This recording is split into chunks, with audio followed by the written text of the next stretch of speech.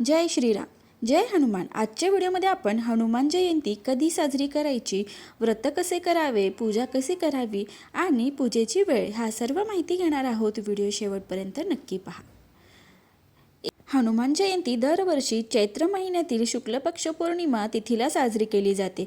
अशी मान्यता आहे की अंजनी पुत्र हनुमान यांचा जन्म याच दिवशी झाला होता। भगवान हनुमान हे भगवान शंकराचे अंश म्हणजे दिव्य स्वरूप मानले जातात, म्हणून त्यांना भगवान शिवांचे रुद्रावतार असेही म्हणतात। असे मानले जाते की हनुमान जयंतीला योग्य विधीने पूजा केल्यास बजरंगबली प्रसन्न होतात। जे लोक या दिवशी व्रत ठेवून भगवान हनुमानाची पूजा करतात त्यांच्या सर्व अडचणी आणि संकटे दूर होतात। चला तर जाणून घेऊया की यंदा हनुमान जयंती कधी साजरी केली जाईल। हनुमान जयंती कधी आहे?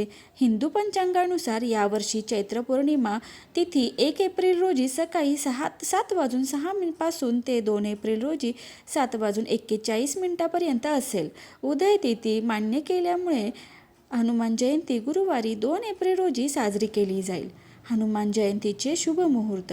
यावर्षी हनुमान जयंतीला पूजेसाठी 2 अत्यंत शुभ वेळा आहेत, एक सकाळी आणि एक संध्याकाळी। हिंदू पंचांगानुसार 2 एप्रिल रोजी पूजेचा सर्वात शुभ वेळ सकाळी 6:10 ते 7:44 पर्यंत असा आहे।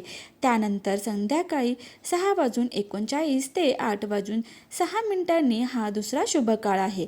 जर तुम्हाला ब्रह्ममुहूर्त किंवा अभिजित मुहूर्त मध्ये पूजा करायची असेल तर त्याही वेळा लक्षात ठेवा।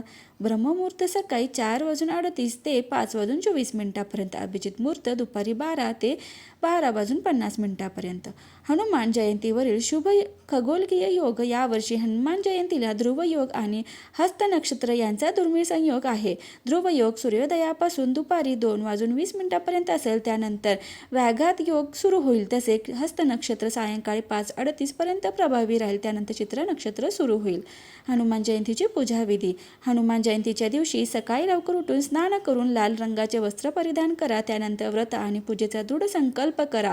पूजा करण्यासाठी लाकडी आसनावर लाल किंवा पांढरा कापड अंथरून त्यावर हनुमान यांची मूर्ती किंवा चित्र स्थापित करा। त्यांच्यासमोर तुपाचा दिवा आणि अगरबत्ती लावा। भगवान हनुमानांना लाल सिंदूर, चंदन किंवा चमेलीचे तेल अर्पण करा। या दिवशी बजरंगबलींना चोला अर्पण करण्याची ही परंपरा आहे। त्यांना पंचामृत आणि लाडूचा भोग अर्पण करायला विसरू नका। त्यानंतर बसून त्यांच्या मंत्राचा जप करा आणि शेवटी आरती करा। भगवान हनुमानांचे दिव्य मंत्र। 1. रोगांपासून संरक्षणासाठी ओम नमो भगवते आंजनेयाय महाबलाय स्वाहा। 2. शत्रूंच्या अडथळ्यांपासून मुक्तीसाठी ओम हनुमते रुद्रात्मकाय हुं फट। 3. करिअरमध्ये यशासाठी ओम हनुमते नमः। माहिती आवडल्यास व्हिडिओला लाईक, शेअर आणि सबस्क्राईब करायला विसरू नका। धन्यवाद।